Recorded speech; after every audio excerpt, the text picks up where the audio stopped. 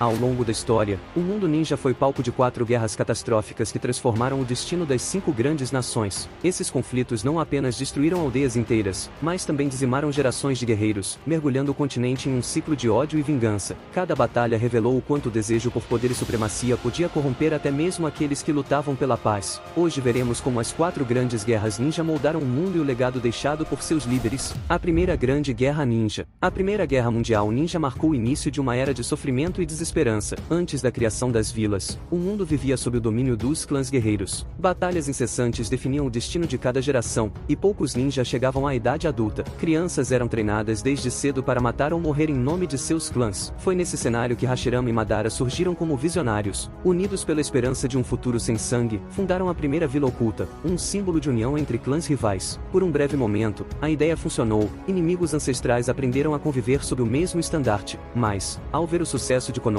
outras nações seguiram o exemplo, criando suas próprias vilas e reacendendo velhas rivalidades. Hashirama, ciente de que um novo confronto era inevitável, tentou antecipar o desastre, convocou os demais Kages para propor um pacto de equilíbrio, distribuir as bestas com cauda entre as vilas, garantindo que nenhuma fosse mais poderosa que a outra. Seu objetivo era simples: igualdade para alcançar a paz. Mesmo disposto a entregar as bestas gratuitamente, seu irmão Tobirama insistiu que deveriam ser vendidas, acreditando que isso daria mais valor ao acordo. A proposta quase deu certo, até que o Kazekage, movido pela necessidade de terras férteis para seu povo, exigiu uma compensação injusta. Ele já possuía Shukaku selado e não se interessava por outro biju, queria recursos e território. Os demais líderes se recusaram, e o encontro terminou em conflito verbal. A paz que Hashirama tanto buscava foi rompida ali, substituída por desconfiança e hostilidade. O resultado foi devastador, os bijus se tornaram armas de destruição em massa, e a guerra, inevitável. As batalhas que se seguiram transformaram o mundo em ruínas. Aldeias passaram a invadir umas às outras em busca de suprimentos, e Hashirama manteve seu papel para proteger Konoha. Seu fim permanece envolto em mistério, mas é certo que morreu tentando preservar o sonho de um mundo unido. Tobirama, tomado pela dor da perda, herdou a vontade do irmão. Em vez de buscar vingança, dedicou-se a continuar o ideal de paz. No entanto, a guerra ainda se espalhava como fogo. Apesar da escassez de registros dessa época, sabe-se que Konoha era temida pelas demais nações, não apenas por sua força militar, mas também pela reputação de abrigar clãs poderosos e deter uma das bestas mais temidas. Mesmo assim,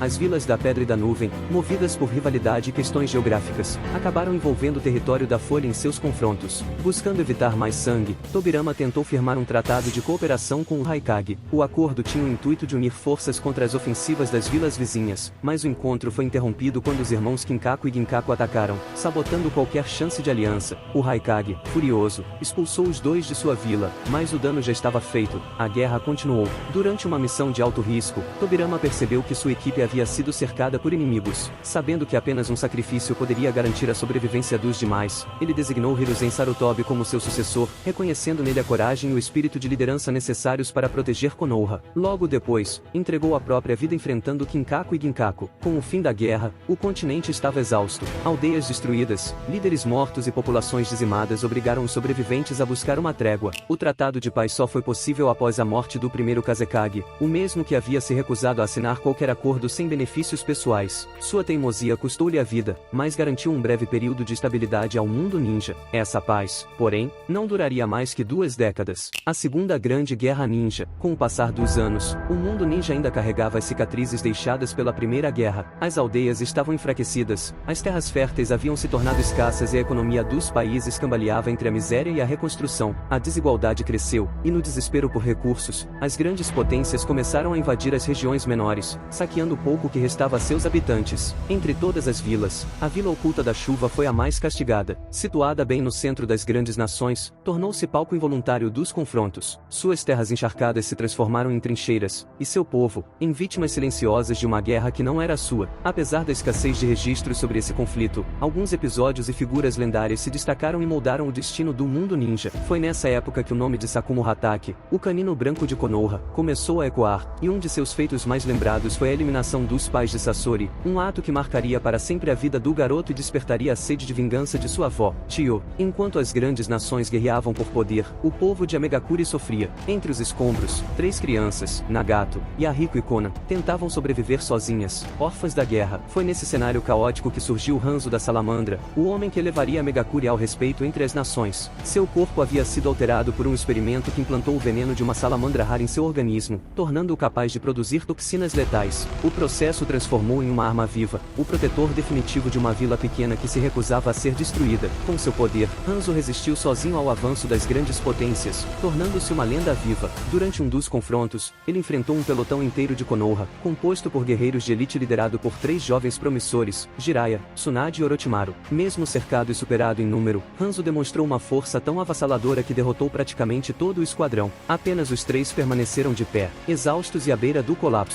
Impressionado com a resistência e determinação deles, Hanzo optou por poupá-los. Reconhecendo sua bravura, concedeu-lhes o título de 3 lendários Sannin, um nome que ecoaria por toda a história ninja. Esse gesto não nasceu de compaixão, mas de respeito. Hanzo acreditava que apenas enfrentando adversários dignos poderia continuar evoluindo. Admirava a força e a coragem dos oponentes que sobreviviam aos seus ataques, e via neles um reflexo do que ele mesmo havia se tornado, um símbolo de sobrevivência em meio ao caos. Durante a guerra, Hanzo também cruzou caminhos com Tio, a matriarca militar da areia e mestre dos venenos. Ambos representavam o auge de suas vilas, ele, a força da chuva, ela, o intelecto bélico da areia. Tio foi uma das poucas capazes de desenvolver um antídoto eficaz contra o veneno de Hanzo, tornando-se sua rival direta nos campos de batalha. A rivalidade dela com Tsunade também ficou marcada como uma das mais estratégicas da guerra. Enquanto Tio criava venenos fatais, Tsunade dedicava-se a desenvolver antídotos em tempo recorde, muitas vezes em plena batalha, salvando incontáveis vidas. Essa experiência levou Tsunade a perceber que a sobrevivência dos esquadrões dependia de algo essencial: cada equipe precisava de um ninja médico. Sua proposta inicial foi rejeitada pelo Hokage, mas acabou sendo adotada posteriormente, mudando para sempre a estrutura militar de Konoha e garantindo maior eficiência nas futuras guerras. No entanto, Konoha também enfrentou suas próprias tragédias. Dankato foi mortalmente ferido em uma emboscada da Vila da Pedra. Mesmo com toda a sua perícia médica, Tsunade não conseguiu salvar o homem que amava. A impotência diante da morte de Dan destruiu sua confiança e deixou nela um trauma profundo, um medo paralisante de sangue e de reviver a dor da perda. Essa experiência não afetou apenas sua fé na medicina, mas também serviu como uma das motivações que levariam Orochimaru, testemunha da cena, a trilhar um caminho de experimentos e obsessão pela imortalidade. A Segunda Grande Guerra Ninja não teve Kages mortos, mas deixou cicatrizes psicológicas e morais profundas. Foi o conflito que moldou gerações, transformou Sakumo Hatake em herói e mais tarde, em escória, revelou a dor e a solidão de Tsunade, e condenou Nagato, Yahiko e Kon a crescerem entre os destroços de um mundo quebrado. No fim, não houve vencedores, apenas sobreviventes. A chuva que caía sobre a Megakure parecia chorar por todos aqueles que, em busca de poder e glória, haviam esquecido o verdadeiro preço da guerra.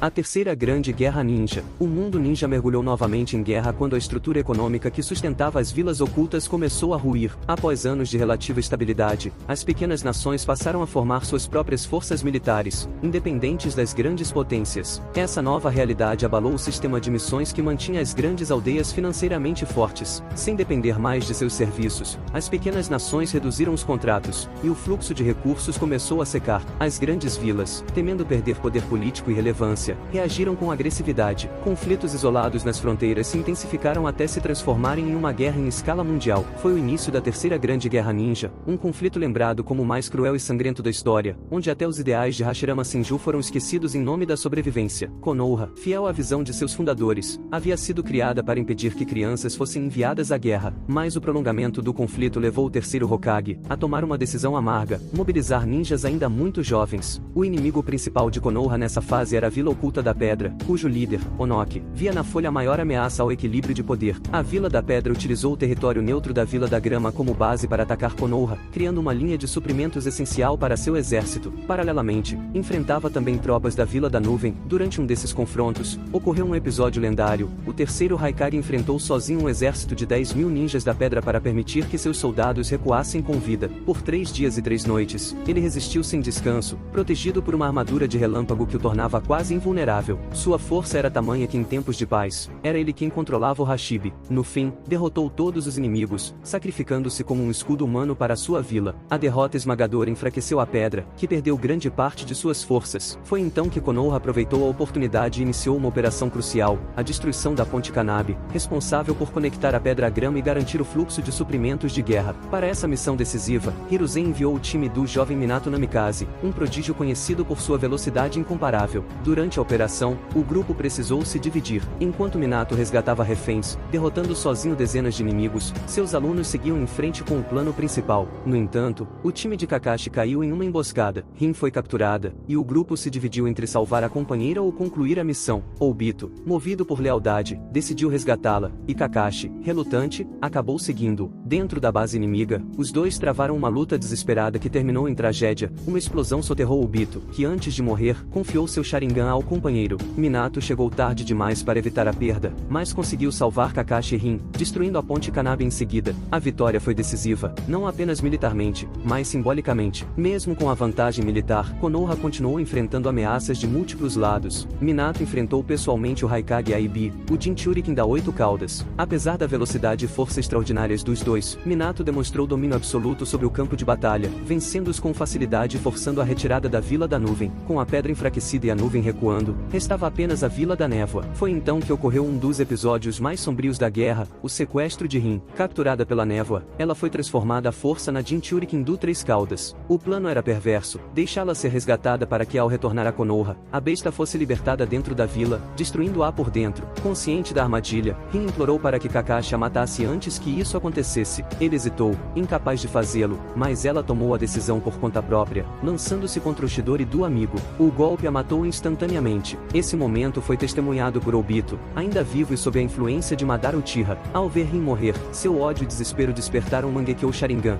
e ele massacrou os ninjas da névoa, dando início à sua descida ao lado sombrio da história. O colapso das forças da pedra levaram ao fim da guerra. Um tratado de paz foi assinado entre Konoha e o Hagakure, motivado principalmente pelo poder e prestígio de Minato, cuja presença inibia qualquer tentativa de resistência. Mesmo assim, o conflito deixou rastros profundos. De volta à Folha, Hiruzen, exausto e ciente das perdas humanas, propôs um período de reconciliação com as vilas inimigas. Embora sua decisão visasse a paz, muitos, entre eles Danzo Shimura, viram nisso uma afronta aos mortos de Konoha. Hiruzen assumiu a responsabilidade pelas consequências e renunciou ao título de Hokage, abrindo caminho para um novo líder. Tsunade, traumatizada, afastou-se do mundo ninja. Jiraiya recusou a sucessão, acreditando não estar preparado para liderar. Restavam apenas duas opções: Orochimaru, cuja ambição já preocupava o conselho, e Minato Namikaze, símbolo de esperança e renovação. A escolha recaiu sobre o jovem prodígio, uma decisão que reacenderia o ressentimento do clã Uchiha, plantando as sementes de futuros conflitos. A terceira grande guerra ninja foi, mais do que qualquer outra, um espelho da degradação moral do mundo ninja. Ela revelou o custo da paz, o peso das escolhas e como, mesmo após a vitória, o preço pago em vidas ideais era alto demais para ser esquecido.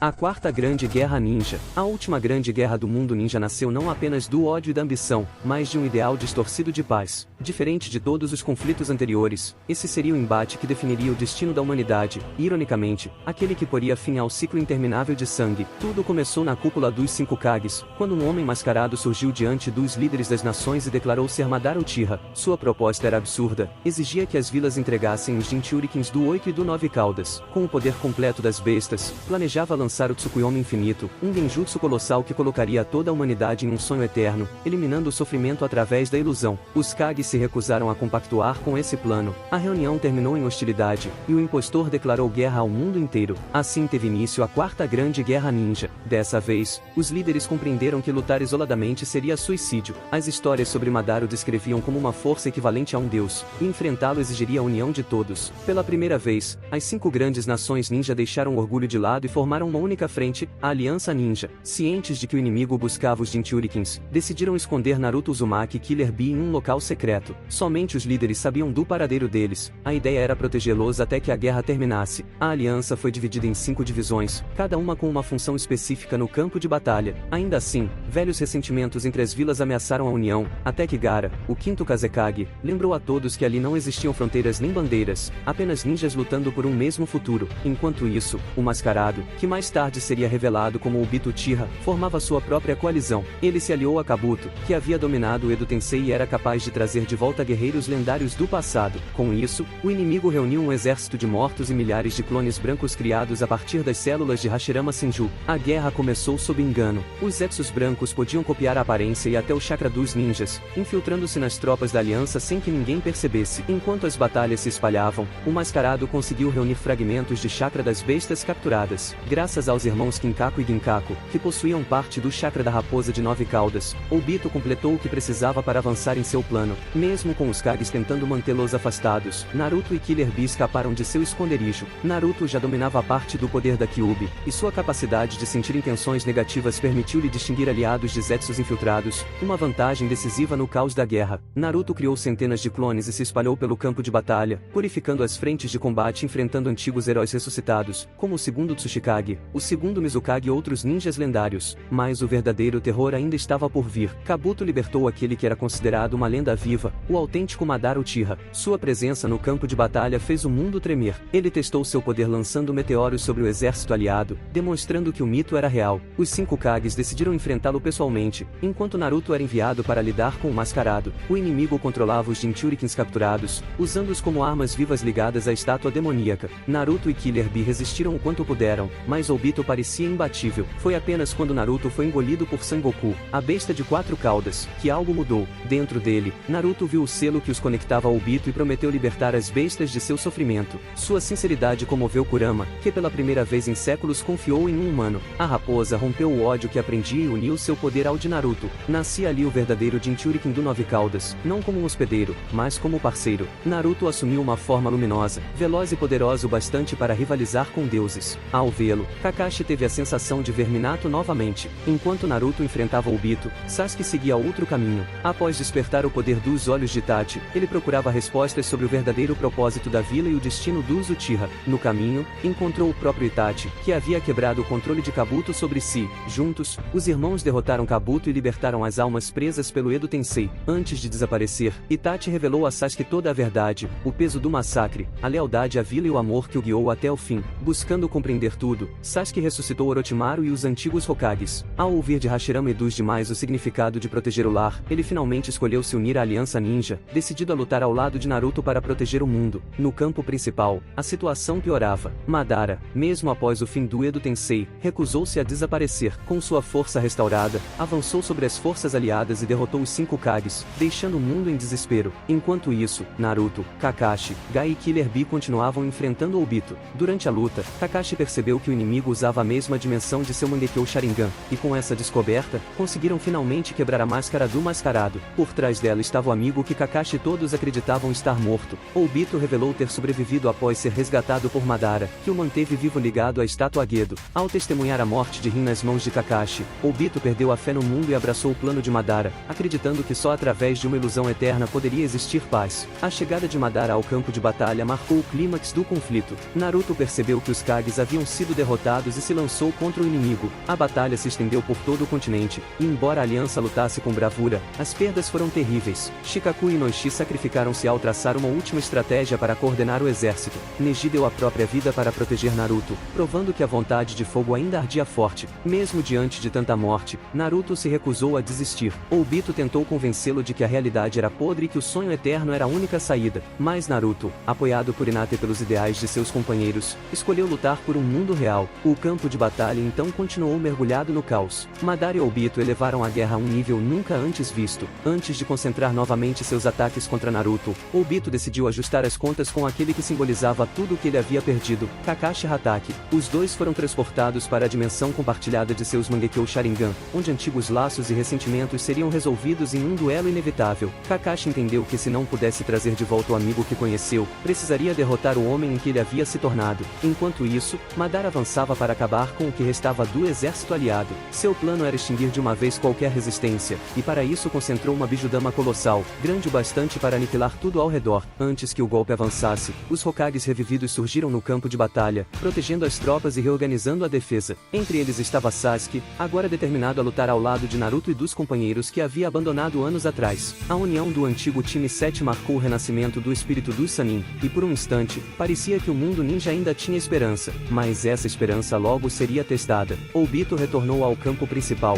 forçando 10 caudas a fundir-se com seu corpo. O resultado foi ele se tornar o Jinchurikin do Jubi. Sua nova forma deformava a própria noção de humanidade. Embora seu controle não fosse perfeito, o poder era tão imenso que as técnicas convencionais não tinham efeito algum. A Aliança Ninja tentou de tudo. Tobirama, com sua mente tática e precisão mortal, coordenava os ataques, enquanto Minato, Sasuke e Naruto se uniam em estratégias complexas para encontrar uma brecha. Nada funcionava, até perceberem que o único poder capaz de ferir Obito vinha da energia natural. Naruto canalizou o poder da natureza, enquanto Jugo transmitiu sua energia senjutsu para Sasuke. Juntos, lançaram uma nova ofensiva. No choque entre chakras, Naruto estabeleceu uma conexão espiritual com Obito e vislumbrou suas memórias, a juventude perdida, os sonhos despedaçados e o amor que o moldou. Ao mesmo tempo, Obito viu uma visão diferente, um mundo em que ele nunca havia se desviado do caminho, em que havia se tornado Hokage. Essa colisão de realidades abalou seu coração, e o antigo ninja que existia dentro dele começou a despertar. A aliança aproveitou esse momento de hesitação para extrair as bestas de dentro de Obito.